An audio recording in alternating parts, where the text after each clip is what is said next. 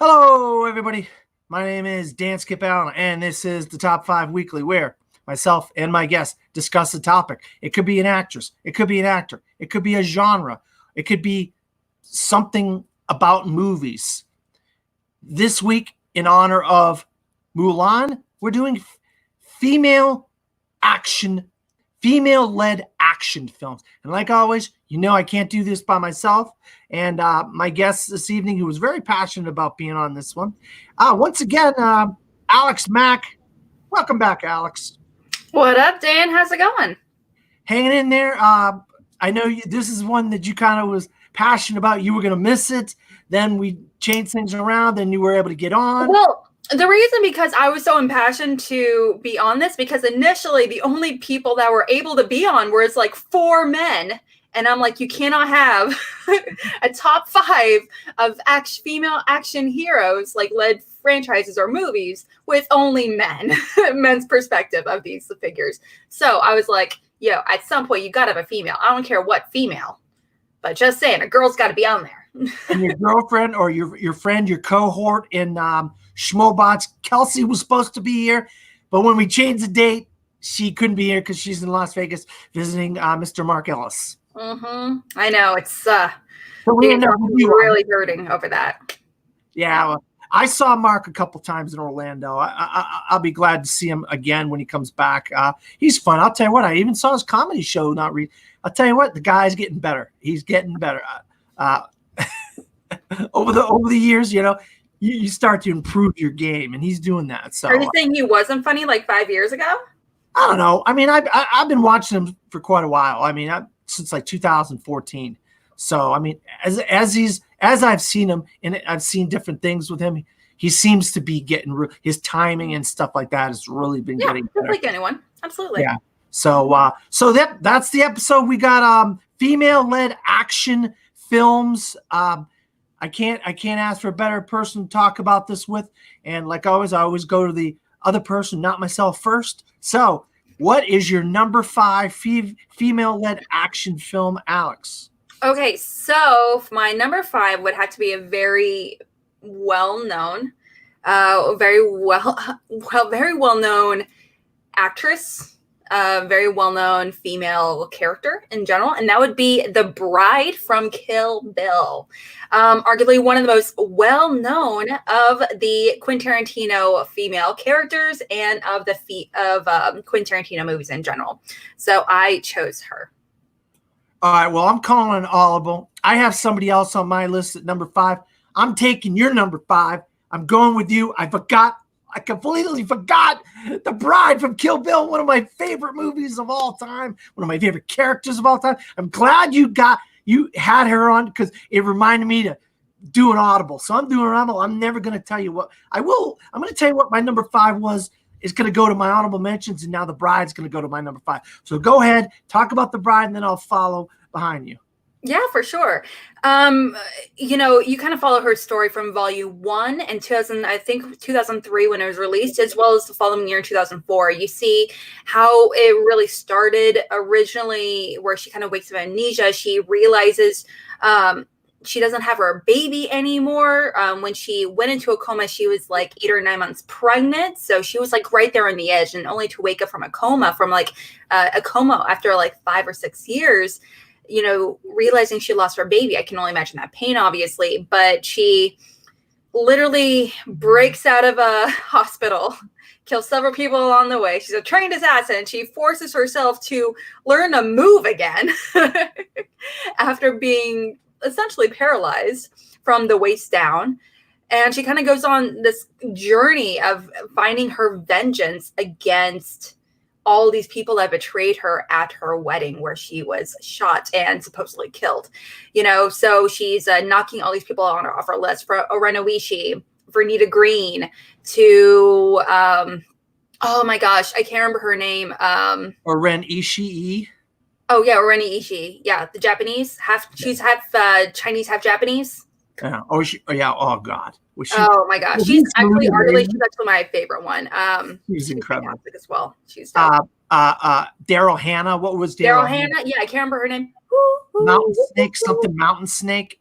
Oh, mountain snake. Mm-hmm. Something Oh gosh. snake, right? The 5-finger palm thing. I don't know what it is, but everything you see as far as her growth and kind of learning to kind of take control of her body, of her mentality behind her growth and everything, as far as like being like, you know what, I'm literally buried 10 feet underground and I have like 3 inches of strength of like room to like in front of me to get out of this blasted coffin. And she really takes control of it in such a wonderful way that regardless of who you are, you really cannot help but be like, holy fuck, I'm cheering this assassin bad guy on.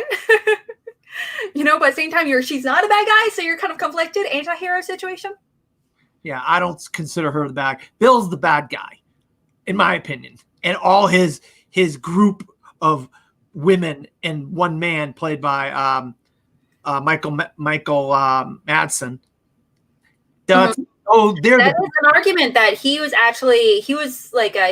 killed her for the purpose of taking the baby and raising on his own. I mean, his thought behind it was, I need to save my child. She's gonna leave our child and go into this other world that means nothing. No, I need to raise this child for my own. No one else can raise this child but me. So in his head, he's no villain. Yeah. Well, even Darth Vader thought he was the good guy. Yeah, absolutely. No villain actually thinks they're a villain. Hitler never thought he was a villain. But that being said, that's why I say, he's, even though he is villainous in many ways, you can't completely say, and at least this guy's case, he is completely a villain in every single way. I feel like that's impossible almost. I think the reason why I would recommend, I say he's the villain, is what he did to her at the beginning of the movie. She's about to get married, and then he just basically puts her within an inch of her life. And if it wasn't for her own intestinal fortitude, something within herself, in her body, in her mind, to come back from what happened to her, that to me is the villain. I mean, anybody, you could have a different definition of what a villain is. Bill is the villain. But Uma Thurman gives the performance of her lifetime in Kill Bill 1 and 2. Basically, it's one movie. They split it into 2 movies. It's basically a 3.5 hour movie. Part 2. I'm glad they split it up, though. Honestly, I really am. I'm glad they split it up because we get to see both parts in 1 year, 6 months apart from each other. And then when the DVDs come out, then you can just throw one DVD or Blu-ray in, put the other one in, and watch them back to back. Well, I mean, like if The Irishman came out in 2 parts, like 6 months apart or something, I would probably be more excited to watch it.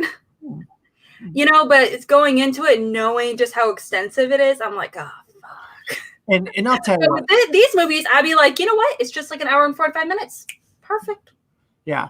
But the other thing is, if you, like, years later, you come to find out some of the things Quentin Tarantino put Uma Thurman through, yes, and you have more respect for Uma Thurman after what she went through on these films. Not only what the character went through, but what she went through in her own personal life. Like the black and white scene where she's driving the car and she crashes the car. She didn't want to do that. She wanted a stunt double, and he forced her to do that scene. She got really hurt bad in that crash, in that scene. And to this, and then he had an entire scene in another movie talking about how actresses are really stupid if they make requests like that. Yeah, I mean, there's people. He's not a cool guy, but that's a whole other conversation. Quentin Tarantino has stunt people that work with him on a lot of his movies, and the woman, she was hanging on the car in Death Proof, and Zoe, that woman should have been doing those scenes. That's her job. She's a stunt woman. That's what she gets paid for, not Uma Thurman. But Uma Thurman, the professional that she is, she continued on even though she knew she was doing the wrong thing. And we get 2 great movies out of it with, like you said, Lucy Liu, Daryl Hannah, Vivica A. Fox, Michael Madsen, David Carradine. I mean, the list goes on. And you said how she went from inch of her death. She willed herself. The pinky, she's like her little pinky toe, moving that, trying to get Pinky. Pinky toe. And then the guy that tries to have sex with her in the daggone, he's a nurse, and then she gets the guy's keys and the keys and she's like crawling outside, and she's like, look. I honestly, yeah, I would have to say, to me, the big villain of the Kill Bill franchise isn't Bill. He is absolutely villainous, but to me, the real villain is Daryl Hannah's character. She's nasty. I'll tell you what. Oh, she's nasty. She relishes in all the evil. She relishes in the idea of like torturing and killing her. But also she is so jealous of Beatrix. She's so jealous that she has this relationship with her. She's like, I should have been Black Mamba. All these things. I should have been the one that Pei Mei had as a true mentee, instead I ended up killing him. I poisoned him with his rice. And then but she's, to me, and she's the one that's really the villain throughout the movies, honestly, much more so than Bill, because Bill, he doesn't take pleasure in the torture of the bride. Honestly, he's like, I have to do what needs to be done. It sucks. I don't want to do it, but I have to. However, Daryl Hannah's character, she's like, oh, I want to do this because I can. She's sadistic. Yeah, very sadistic. Yes. Now, what are your thoughts? I don't want to get off on a tangent here, but what are your thoughts on this rumor that's been floating around for a while that Vivica A. Fox's daughter, Nikki, is going to end up fighting Beatrix Kiddo daughter in Kill Bill 3? Problem is, why would you call it Kill Bill 3 if Bill is dead? That's the thing. You can't call it Kill Bill 3. You call it something else, and it could be the part 3 of the story. Honestly, I don't feel like it would be called Kill Bill Volume 3 at all. Because obviously at that point he's not. It could be more of a legacy thing, obviously, where BB is taking on the idea, and where Beatrix, actually her character, takes on the legacy of Bill's character, or maybe she decides she wants to go live in seclusion and retire as an assassin. Who knows? Who cares about that though? But the real focus would really be with BB. I'm really curious about BB's character, and how she kind of grows up with this. She does have this potential sociopathic tendency. So it's like, I just wanted to kill the fish just to see what would happen. It's like, I love when I go to sleep, I like watching people where they kill people. Yay. Oh God, that is, I'm excited to watch it though. I do feel like Quentin Tarantino does have a problem with female characters though. He very rarely does he have any female characters that survive in his movies, let alone, or if they do live, they're tortured to a certain extent. Yeah. Oh yeah. If you go through all of his movies, it's like you have to like really. I can have like one hand how many female characters survive the movies. Yeah, no, you're right. No, but if he had to go out on his 10th movie, his last movie, he's not going to make a Star Trek movie. Forget about that. That was the. He's writing it. I thought he was writing the movie. A Star Trek movie.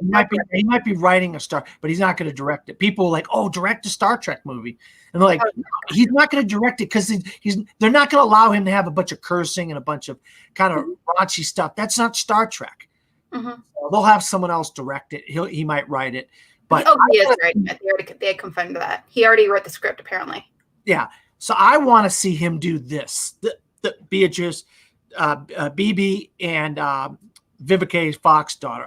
Somehow they fight, or they have to hunt each other down. One hunts the other one down, or something like that. And that's the whole movie. And we get two big name actresses of today portray those little girls as adults. Like, can you imagine like a Brie Larson or somebody big name, like somebody good, and then somebody. They would have to be like 20 years old though. Keep that in mind. Yeah. Like they would be in their late teens, maybe 20 years old at the moment. because they're not even 10 years old when those events happened in 2003. Sure. They were like 6, 7 years old. Yeah. So you're right. They have to be kind of young.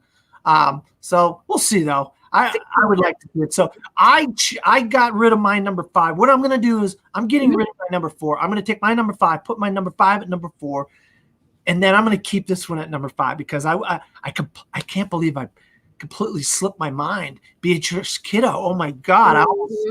When you said that, my mind went, oh my God! Big one. Yeah, that was a big one. That was not meant for me to miss that one off my list. So I'm glad you said it. So I was able to keep it on my list, and we had a nice conversation about it. So, all right, now going back to you for your number 4. For number 4, I chose Ellie of the Jurassic Park series franchise. So is that Laura Dern? Yes. All right. I'll give it to you. Because I don't know if she's the lead in the franchise, but I'll give it to you. Yeah, I chose her specifically because honestly, she was actually the number 2 she was like the number 2 actress listed on IMDb, and so I mean Sam Neill technically, but to me they're like neck and neck. But okay. she is like one of the definitive female action heroines. I mean, for a long time, I know James Cameron, even today, he's like, a female heroine cannot be these things, but also strong and awesome and kick-ass. No, they have to be like Sarah Connor, which really, really sucks. No, the thing is, a strong action female character can be curious. They can be smart. They can be intelligent, but also soft and beautiful, nurturing at the same time, and feminine. There's nothing wrong with these characteristics that would make them not characteristics of a female action hero. If anything, it would just be obviously a very different type of female action hero, but a female action hero nonetheless. I honestly think she's wonderful in every way. She's like she's actually the main character that's actively troubleshooting throughout the entire movie. Sam Neill, he's like going in protective mode, but she's the one troubleshooting. She's like, hey, we got to do this, this, and this. She's the one that suggests, no, we can't do this because these reasons are obviously bad. You cannot obviously have an island dedicated to dinosaurs. She's the one that the very first one to be like, no, that's not a good idea. And Sam Neill later on says, yeah, that's an awful idea. No, she's a one very full front. She's like, hey, this is a fuck up. You guys need to get your shit together. I don't feel like her character's talked about enough in terms of female action characters. So. Yeah, you're right. I didn't think about her. I knew she was a female action character, but I didn't think about her as the lead, so it didn't come into my mind until you said, wait a minute, she's going through a lot in that movie, and she is driving some of the she's like actively driving the plot. She's not like the kids, obviously. No. The kids, that's a whole other situation, but yeah. That was a very good number 4. I love Jurassic Park, and Laura Dern is great in it, so I mean I think it's a great pick. And you excited for her to come back? Yeah, well, we'll see. When they bring people back 30 years later, it's always I'm always kind of when I see the movie, I'll know whether she's glad. I'll be glad to see her come back or not. Yeah, I hope they just don't pull a Jeff Goldblum on us, and where they're like, yeah, Jeff Goldblum is like in half of the trailer. However, he's literally in like 2 scenes. Yeah. Oh yeah, they do that all the time. I hate when they do that with trailers. That stuff drives me nuts. That's these people that try to get you to think one thing and then it's completely different. Drives me nuts. All right, my number 4 was going to be number 5, but I moved Beatrix Kiddo to my number 5. So my number 4 is Charlize Theron in Atomic Blonde. I rewatched this movie the other day, and I'll tell you right now. First of all, I love movies set in the 80s. Number 1. Oh, that soundtrack. So good. That soundtrack. Oh, I just wanted to. We're going to get to see Blue Monday again in a couple of weeks. About a month and a half, we're going to get to see Blue Monday again. Because it's in Atomic Blonde, and it's in another movie coming out in June 5th, I believe. Blue Monday. So you're going to get that song from Blue Monday again, which I can't get enough of Blue Monday. That particular song. Yeah. That song is just, I saw it trailer the other day because I saw a WB movie, and they played the trailer before I'm like, oh, I love Blue Monday. But let's get. So this is during the Cold War where we're trying to get the German wall down in Germany. Actually, the movie does take place in Germany, though. Yeah, Berlin, Germany, yeah. Berlin, Germany, and we have spies, and there's a list, and she's tasked with trying to get this list because if this list gets to the wrong people, it could expose all these spies throughout the world. And she has someone that she's working with, James McAvoy, in the film, and he's a American spy, or no, he's a British spy. Is she British? Maybe, no, he was her liaison. He's her liaison in Berlin. Then there's a French spy played by Sophia Boutella. Then the leader of the spies is Toby Jones. And then like there's an American liaison played by John Goodman. But I'll tell you what Charlize Theron goes through in this movie. I mean, she gets thrown down steps. She gets in some of the most ridiculous fight scenes. Oh my gosh, the long shot fight scenes are so okay. If you want to talk about top 5 fight scenes of all time, that staircase fight scene would be probably my number 1. Yeah, it's so good, but also it's like one of those. I feel like this is definitely one of the movies where you can watch movies like Underworld or Resident Evil or something like that, and you're watching, you're like, that's cool. You're eating your popcorn or whatever, but you're just kind of chill the entire time, but you're very relaxed with this scene. But also I feel like this scene in particular, but throughout the whole movie, the fight scenes were so wonderfully choreographed and you felt it. You're literally like holding your breath the entire time because you felt it. And every time they would go through those scenes, because they're all one shot and they're actually done by the actors, you can tell they're like completely out of breath because they're completing a 5 or 6 minute fight scene and they're like, oh God, it's from David Leitch. I'm about to collapse. David Leitch did one of the John Wick movies. I think the first John Wick movie did Atomic Blonde. And if you know anything about the fight scenes in John Wick, well, that puts it together in your mind. I mean, there's a guy's a great fight choreographer. And the movie starts out at the end of the movie. The beginning of the movie is actually the end of the movie. And you see her in a bath of ice. And you see bruises and cuts all over her face and body and stuff. And you're like, what the hell has this woman been through? And I'll tell you what, one of my favorite Charlize Theron movies, and one of the best, I think, easily one of the best action, female lead characters you're going to find. There's rumor we might get a second Atomic Blonde. I would love for that to happen. I know it didn't do very well at the box office. It didn't. I don't think it even cracked 100 million, unfortunately. It didn't cross the century mark. I really hope that its success, its cult status has really developed because it's such a beautiful movie. I don't feel like it's a perfect movie. I do have some issues. I mean, it feels somewhat incomplete, I guess. I've seen about 2 or 3 times. I don't feel like it's a perfect movie, but I mean, it's crazy difficult to find those in general. But it's this very stunning movie, and the cinematography is fantastic. James McAvoy, I was surprised at how much I thoroughly enjoyed him. And this weird, creepy role. It's a weird double, triple, quadruple spy situation. I don't even know what's happening with him. But that was fantastic.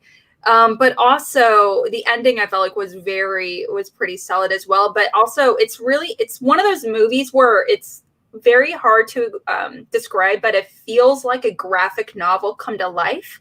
Yeah. If that makes sense. Like it's so graphic. Like the costumes alone. I mean, like it's so great. Everything feels her outfits feel like almost like a superhero getup.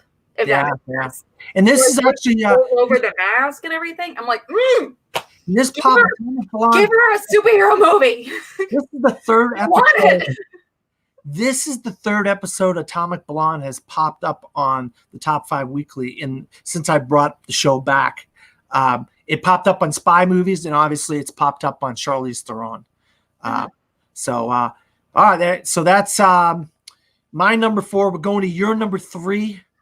Okay, I doubt you're gonna have this one on it, but it's one of my favorite action movies of all time. It's actually a foreign movie. It's a Chinese movie. It's called Hero, 2002's Hero with Jet Li, and the character is Flying Snow. Now, it's a fictional account of the Chinese states coming together under one ruling, and the character of Flying Snow in particular is Love Hero. Love Hero. oh, Love this movie. So many feels. I was actually really tied between this one and not Crouching Tiger and Dragon, but I do. That's one of my top favorite movies of all time. Wonderful. But it's I was really tied between this one and House of Flying Daggers as far as like action, the female action characters go. Oh. But this one, it's, as you can tell, it's not only it's the cinematography, it's wonderful and everything. If you haven't seen it, go watch it right fucking now. It's gorgeous. Yeah. In particular, though, her character, you really see the evolution and changes of her character through these like several different adaptations of the way the stories are told, and they're told like through different seasons, but also like different colors and everything, which is gorgeous. But her as Flying Snow, you get so many different versions of her character, and where she's grieving and she's angry. She's completely where she's actively trying to reach her goals, and her goal is to pretty much where this new ruler is trying to unify the states of China. Her goal in particular with these group of assassins essentially, and these mercenaries, essentially they're trying to make that not happen. And so she's doing everything she can to in order to make sure that they stay separated, because if they come together, that's chaos essentially. Yeah. But and they've been so separated for so long. Maggie Chung is Flying Snow. Yes. Oh, yeah. And it's also got Zhang Yi in it, which she is incredible. If you haven't seen, yeah. Like you said, House of Flying Daggers, Hero, Crouching Tiger. These movies are absolute works of masterpiece. You can't forget. Huh? Rush Hour 2. No. I like actually Jet Li and Lethal Weapon 3. Wow. I love him. I love him when he popped up as the villain. And was it Lethal Weapon 3 or 4? One or the other. Well, he was the villain. So I love the Jet Li. But no, these movies are phenomenal movies. If you want to see films that don't take a month and a half to film, movies that take sometimes 6-9 months to a year because of the intricacy of every little detail that goes on in some of these movies. That's why some of these Japanese or these kinds of directors don't make as many movies, because the movies take forever to make. And when you see them, you're like, what the heck did I just watch? They're just gorgeous. And it's like, it is literally ranked as like, it's like pretty unanimously ranked as like one of the top 100 movies of all time. Or like, it's like top 100 or top 250 kind of thing, at least on IMDb.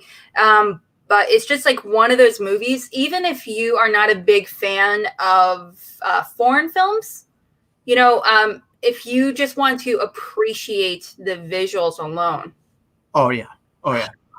It just gorgeous films. Good pick. My number 3, okay, this is where we're going to start getting, hopefully not too controversial, but I mean, it's female-led action films. Yep. So it's a female that leads an action film, but it could be a superhero film. So in this case, it is a superhero film. Is it Birds of Prey? Nope, it's Wonder Woman with Gal Gadot. Oh. I'll tell you right now, I remember seeing Gal Gadot in the Fast and the Furious franchise, and I'm like, that lady has something. And then when they cast her, of course, the whole world will like, oh no, what the hell are they doing? Oh, how dare they cast a nobody like Gal Gadot? Is it Gadot? Is it Gadot? How do we pronounce her name? Shut up, morons. And I don't like saying stuff like that. But this woman was made for the role of Diana Prince / Wonder Woman. I cannot believe how incredible she was in this role. I mean, the movie was fantastic until the end. I loved every moment. It was gorgeous. The World War I scenes were great. The Themyscira scenes were great. Her interactions with all the other women, her mother, her trainer. I can't forget her name. She's on the House of Cards. What's her name? Robin Wright. Oh, wait, sorry. Connie Nielsen. Yep. Connie Nielsen. Robin Wright. All that interaction is fantastic. But then when she comes into the real world and has to deal with World War I and she's a fish out of water, that stuff's really interesting and she plays it up great. And then, of course, the action scenes, the No Man's Land scene is fantastic. I mean, I cannot wait to that movie that we just Oh, made. my gosh. Blue Monday is June. Oh, yeah. It's going to be long. It's going to be amazing. I'm so looking forward to Wonder Woman in the 80s, in the 1984 that year. It's like they're calling it Wonder Woman 1984. Oh my God, this is going to be amazing. But I think I couldn't imagine an actor cast in a role so perfectly I mean, there's a lot of great actors who make great performances and portrayed great characters. She was perfectly cast, in my opinion, as Wonder Woman. And so I had to have that on my list. What do you think about Wonder Woman? You got that? I hope you don't do you have that on your list? Nope. Oh, okay. All right. Because you I know. I mean, I really love Wonder Woman. I feel like she's amazing in the role, but and I love No Man's Land scene. It's fantastic. It's iconic at this point. But she's not my favorite part of the movie. Okay. It's good. She's not. Steve Rogers. Wow. Not Steve Rogers, but Steve is my favorite character. You like Chris Pine, shouldn't be. Now, like I said, I love everything involving the Themyscira. I love the Amazons. I think she's Wonder Woman. She's fantastic. Absolutely. It's just, again, she's an honorable mention, but as far as I knew she was in my top 10. Not my top 5. All right, good though. Hey, that's how you have your right to your opinion. All right, we're gonna go to your number 2. We're gonna get into nitty-gritty. Okay. So we're gonna go with Ripley from the Alien franchise. Well, hold on there. We're not gonna go with that one just yet. Oh, my number 2 now is a little lady from. I bet we swapped. Maybe. I bet we swapped. Is a lady by the name of Linda Hamilton. Nope. From Terminator. Nope. To Judgment Day. All right, so you don't have her. So we didn't swap. I had a bad feeling we had swapped there for a second. But yeah, my number 2 is Linda Hamilton from Terminator to Judgment Day. Mm-hmm. By this point in the Terminator franchise, it's only the second film, she is an absolute badass. I mean, a badass. I mean, the things that she's doing, the action sequences she's involved in are just like crazy. And I would be out of my mind if I did not include Linda Hamilton on my top 5 female-led. It's called, okay, first of all, it's called Terminator 2 Judgment Day. So, but she, as the mother of John Connor, is basically the lead character in the movie. She does get help from Arnold Schwarzenegger's Terminator. Then they're facing the T2, the 800, the T800, Robert Patrick. But she's the lead in the film, if you ask me. I mean, and she does everything like a badass woman's supposed to be doing. And I think it's one of the best. Huh? What does that mean? Like when you have movies and if you have a woman that's billed as like this, a woman that kicks ass and she kicks ass and takes names and she does it throughout the film. That's what you want. That's the kind of thing James Cameron was going for with her. She was kind of like, where am I? What am I doing? In the first movie, what are we doing? How do I know I could trust you? And all this stuff. And then all of a sudden, in this one, she's the boss. And she is telling everybody what to do. And we need to do this. And we need to go here. And we need to do all this. She's taking charge. And that's what we want from our female-led action films. You see what I'm saying? I disagree with that, but okay. I'll take it. So what are your thoughts on T2 Judgment Day and Linda Hamilton and Well, Sarah that's where you and I disagree. I do not think that a woman needs to do all these things in order to be considered a female badass. Okay. Well, I know James Cameron in particular. That's where I really disagree with him on that. He's very vocal about how he doesn't consider Wonder Woman a very good female action hero because of that thing. He's like, yeah, she's too feminine to be a badass. And if they're going to be a female action hero, they need to look like Sarah Connor, obviously. And that is.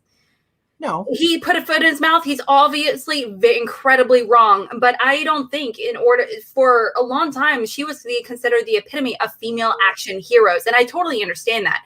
But you don't need to look and act like that in order to be a female badass, especially in accurate years. Absolutely. I know. I understand that. You know that. But I mean, but also, I mean, like, I remember watching this movie for the first time when I was like 10 years old. And I understood everything about her. I just found her so unrelatable. I couldn't even, I didn't like her. I understood everything she was going through, but I couldn't, I sympathized with her, but I couldn't, she was someone I didn't not want to be around. I did not want to learn from her. She's not someone I wanted to learn from. You want to be like her. She's not a character that I come back to versus some of the other characters. Okay. Yeah, I mean, I come back to T2 Judgment Day. I think it's one of the best sequels of any movie. I mean, easily. Absolutely. It's one of the best action sequels of all time. Absolutely. She is one of the reasons why it's one of the best sequels. But we're going to get into another sequel. My number one is your number two. So we're going to let you talk about it, and then we'll talk about me. Then we'll get back to you for your number one, since your number one is different than my number two. Now, the difference between one of the big things I do love about this one, about Ripley's character versus Sarah Connor, is Ripley's character, she obviously, similar as Sarah Connor, she does evolve, obviously, but starting out, she's definitely a character. Her character is initially written for a man. There's nothing about her that screams female. However, she's in a character, she's in a situation where she does take charge and everything, where her gender is completely obsolete. But she's also at the same time, she's the entire time she's definitely taking charge, and she's, but at the same time she's nurturing, she's trying to figure things out. She's actively telling people, hey, we need to do this. Or if we want to survive, we need to follow these protocols, and no one else follows her directions, and surprise, they die. And then she ends up going through the sleeping chamber and everything for like 50 something years. Now going into the second and beyond, Alien versus Aliens, what I love about it is that at the very beginning of Aliens, she realizes it has been 57 years. But also her daughter has already passed at that point, unfortunately. Obviously, it's been so long. And she ends up like almost pseudo adopting Newt. And so her nurturing maternal characteristics really start to come out. And she has some of the best lines of all time in Aliens. And she's so fantastic. And she really comes to her own, mom against mom, alien mama, literally trying to like hatch all her baby eggs. Meanwhile, another human mom is trying to protect her new baby, essentially. So it's, a battle of feminine energy in essential. So I really, really love it all around. It's fantastic. Yeah, I had Sigourney Weaver in Aliens 2 on my list, and she's great in both films, like you said, Alien and Aliens. Mm-hmm. But it's the scene at the end of Aliens to me, and you mentioned it, where she's fighting. She's in a giant like crane type of thing, and get over here, bitch! And they're fighting each other and stuff. That scene to me, come over, man. Yeah, she is so freaking badass in that scene in that movie, and that's the scene that to me that puts it over the top to make her my number one. Because anybody that knows me knows I don't get scared at horror movies, but what I do get scared at is creepy crawly critters. when critters are like aliens, or they're like the critters in A Quiet Place, or there's something where they're that stuff scares the hell out of me. I can't those aliens movies. I get scared with those movies, and so for her to do that and fight that thing and fight that queen and just not have any fear and just know that she has to kill that thing for herself and her own preservation. And I absolutely loved Sigourney Weaver in those two films. Those are actually my favorite two horror movies of all time, Alien and Aliens. And absolutely. I mean, it's Alien was like, honestly, it's one of my top 10 movies of all time personally, for a lot of it for sentimental value. I remember seeing it for the first time when I was like 12 or 13, and I watched it and I was like, this movie means something. There's symbolism I never realized movies could have. There was like references, as far as like, female and male, and there's a lot of symbolism in the architecture and the costumes and everything. At the same time, it felt almost like a different, almost in some ways kind of reminded me of Star Wars, where it felt like it took place in the future, where it was very futuristic, but at the same time it's like kind of dirty and realistic at the same time. So it didn't have that clean and fresh feeling, so it felt very real. Yeah. But I mean, like, what was it, H.R. Geiger? I mean, like, yeah, the stuff that guy created, just like the guy that did Jodorowsky's Dune. I mean, if you watch that documentary, you're like, wow, why couldn't we get that Dune? Maybe Denis Villeneuve is making that Dune for like, you want to call it, it's like, hey, dude, can you help me? Yeah, I mean, the designs and the drawings and the paintings and everything. You're helping out with The Matrix. And he still does come with The Matrix. Jumped off the screen. I mean, that stuff just jumped off the screen. It's very haunting. Not to mention, it created arguably one of the most terrifying monsters of all time in the movie, but also one of the most iconic. It's a very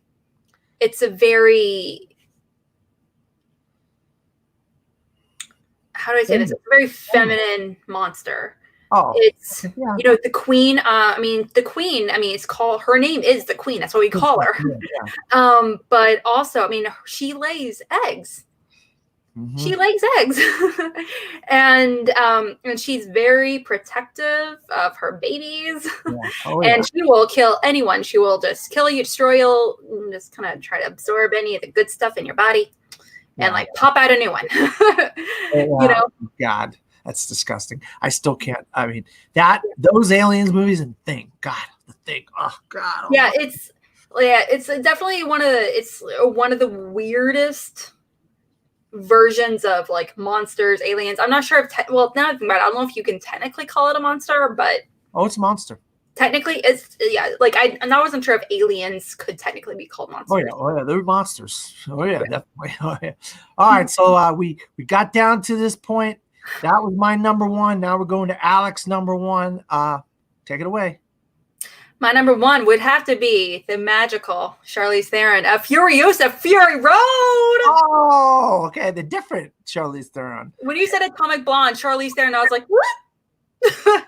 But you did. You ended up going with Atomic Blonde. So I was like, oh. But Furiosa of Mad Max, to me, this is probably, I'm wondering if at this point, if it's going to be Charlize Theron's like most recognized role. It's one of the movies that every time I watch it, I feel like I learn something new about it, because it's not only like a stunning movie and everything, but I feel like I kind of observe something just a little something new about her character in particular.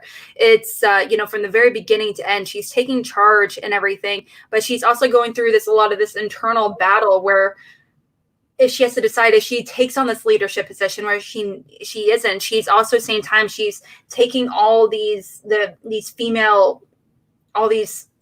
women that were sex slaves essentially before, and she's taking them and to what she thinks is freedom, but little does she know. And so she really has to kind of learn from that and cope with that and be able to troubleshoot effectively. But at the same time, she ends up developing these relationships with everyone there, with Tom Hardy's character with Mad Max. To me, she is the title character of this movie. Mad Max is a side character in this movie. The movie movie focuses on her growth, her story more than anything Mad Max does.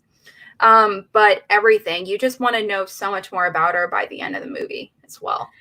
Yeah, there was a lot of talk about a sequel starring the Furiosa character, a spinoff or whatever you want to call it. And he just went into production on a new, I believe he's just went into, I could be wrong, but I thought I heard something that they're going into production or not very long from now, or they just went into production on the new Dune movie. I refuse to believe it until I see set pics. Yeah. You're one of them people, huh? You don't believe I just like it's just like Sandman. Oh, they started going to production like 2 months ago. Oh, please. Yeah. And then like 2 weeks later, you find out they never went into production. I mean, like it's just so up in the air with a lot of these projects. Well, what happens is you have a vision from somebody. You have somebody's vision of what something's going to be, and they want to do it, and then they're going to do it. And then all of a sudden, the people paying for it's like, no, we can't do that. No one's going to buy that. No one's going to go. Yeah, well, I totally understand. If I were an investor, I would be very shifty on investing in some, these movies. Like I personally, I love Sandman. I would like, for example, for this like kind of like weird indie graphic novel movie potentially. I mean, like if I were an investor, if I was to invest of my personal money, say $5 million, do I want to go the indie route where I'm like, it's a lot more risky. I can't guarantee I'm going to get that money back. But if I were to invest in that versus like Transformers 25. Yeah, geez. Unfortunately, I'm like, I know I'm going to make more money with Transformers 25. Yeah, that's just crazy. It sucks, but it's true. I know I'm going to make that more money because it follows that formula. I know people are going to love it and watch it, but with Sandman, something like that, you just never know. It's just like always just kind of in this kind of limbo as far as film goes. I always thought, why not do not the Johnny Depp, but the maybe Johnny Depp would be good for the character, but the stop motion animation that Tim Burton did for Corpse Bride, and he produced a Christmas Nightmare Before Christmas. Nightmare, that type of stop motion animation. I know he wasn't involved with it, but Coraline even. Coraline, yeah. That type has that kind of haunted look to it for sure. Maybe do Leica, have Leica do it, and it would be cheaper and it wouldn't be so risky. And have Tim Burton involved with Leica, and I think if you put Leica, Tim Burton on a damn it, what is it again? Sandman. I'm completely blanking. I think it would be a good team, to be honest. I think Leica could do a lot of different things if you got the right people to work with Leica. I'm telling you, they are incredible. I mean, Kubo and the Two Strings. Oh God, I love that film. I honestly, if I were to put together that movie, I would actually go with the director of David Lowery. So David Lowery has done some weird movies. He did, for example, recently he did Old Man and the Gun. He did Pete's Dragon, Ain't Them Body Saints. But the big one to me, I feel that really made me pay attention to him as far as weirdness goes, would have to be a Ghost Story that came out at like 5. Oh, yeah. That movie I saw for the first time very recently, and I don't know about loving it, but it's one of those movies that's really sticking with me. I actively think about it like 30 seconds of every day. Wow. Because it's so haunting and weird, and simple at the same time, yet so innovative in how it kind of approaches this idea of death and memories and, finding that thing that really going through the grieving process and everything, which I feel like are huge themes when it comes to Sandman, obviously. So I feel like that can really translate very well into those movies. Not only to mention he has really great relationships with the actors, that would really translate, and he's very comfortable, obviously, as well with really cool visual effects. Pete's Dragon. Need I say more? Yeah. Come on. Give them a hint of movie. I think Sandman could lend itself to animation, just straightforward animation. I feel like that'd be a safe bet. I think so. I feel like that'd be cool. It's just I really just Persepolis. Did you ever see Persepolis? Yep, I love Persepolis. I do. I really love Persepolis. It's just that animation could lend itself. Well, yeah, but I mean that doesn't really translate well in America, unfortunately. Yeah, I guess you're right. I mean, like if this was Japan, go crazy. Yeah. Weird adult themed animated movies with animated movies that with adult themes do not do well here in the US, unfortunately, and therefore it would not be very good as for investment. Unfortunately, like I wouldn't invest my money in that because I don't feel like Americans would buy those tickets. I wouldn't buy a ticket. Like, realistically. So Furiosa was your number one. Very good pick as your number one. I can't disagree with you. Charlize Theron is phenomenal in that film, and like you said, she carries the film. Not Tom Hardy. Nicholas Hoult is in it with her, and Tom Hardy's in it. So, all right, let's give me some honorable mentions. I put Xiao Mei from House of Flying Daggers, Ziyi's character. I have Lara Croft from the Lara Croft franchise. That's very sentimental. That was like one of the first action movies that I really connected with as like a 12-year-old little history nut. I was like, I kind of look like her. She's kind of cool. I like her. San from Princess Mononoke. I also had Natasha Romanoff from Avengers, but I was like, technically, I don't want to put them on here because she's not really the lead role at this time.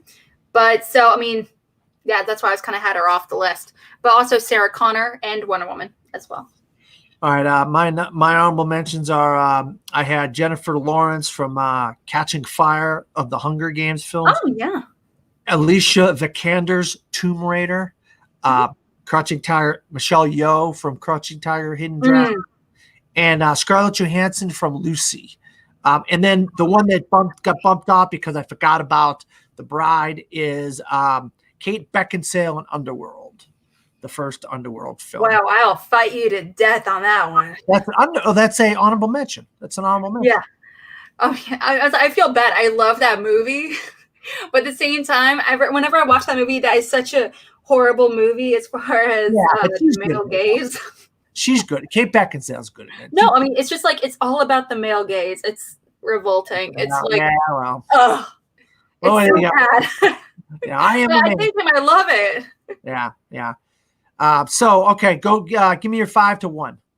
Okay, so with my number 5, I had The Bride / Beatrix Kiddo from the Kill Bill Volume 1 and Volume 2. My number 4 was Ellie from Jurassic Park franchise. Number 3 was Flying So from 2002's Hero. Number 2 was Ripley from the Alien franchise. And finally, and last but not least, number 1, Furiosa from Mad Max Fury Road. All right, my number 5 is Atomic Blonde, Charlize Theron in Atomic Blonde. My number 4 is The Bride from Kill Bill 1 and 2. I had to get rid of my number 4, so that's where I got The Bride slips in there. My number 3 is Wonder Woman Gal Gadot. My number 2 is Linda Hamilton as Sarah Connor in Terminator 2 Judgment Day. And my number 1 is Sigourney Weaver in Aliens. Where can you be found, Alex? I can be found in only a few places. I am Alex of the Call to Action crew, and every Wednesday I actually host a little show called Schmobates, where we debate Schmodown themed big questions, such as what is the greatest tag team of all time, all the way to what is the greatest belt match of all time as well, down to some weird ones like what Schmodown competitor should be the new should be the new character of a Godfather inspired franchise. So a lot of weird, fun questions in there. But also I personally run the Call to Action Twitter page, and I assist with putting together the podcast as well. So definitely check us out on Call to Action podcast, anywhere podcasts are found. And you can find me at Dan Skip Allen on Facebook, Twitter, Instagram, and Pinterest. Yeah, I do Pinterest. I create lists. I'm a list guy. If you know, I'm doing this show, the Top 5 Week. Of course I do lists. I also had I used to write for a website called cinesportstalk.com. That's cinesportstalk.com, where I wrote about sports and movies. So if you want to go and find a bunch of my articles and movie reviews from last year, I'm there. But my new website that I write for is called Disappointment Media. That's DISIPPIONT media.com, and my latest review of The Way Back is up there, and my nostalgic review of Miracle is up there. Those are the last couple I wrote. So I just saw The Way Back earlier today. Yeah. Saw it on Wednesday and wrote my review, and I love that movie. But Miracle or The Way Back? Both of them. Way Back is my number one movie of the year so far right now. Wow. Number one movie of the year. I thoroughly enjoyed it myself. I've seen 40 movies so far this year. Yeah, number one movie of the year. So for Alex Mack, myself, Dan Skip Allen. Good night, everybody.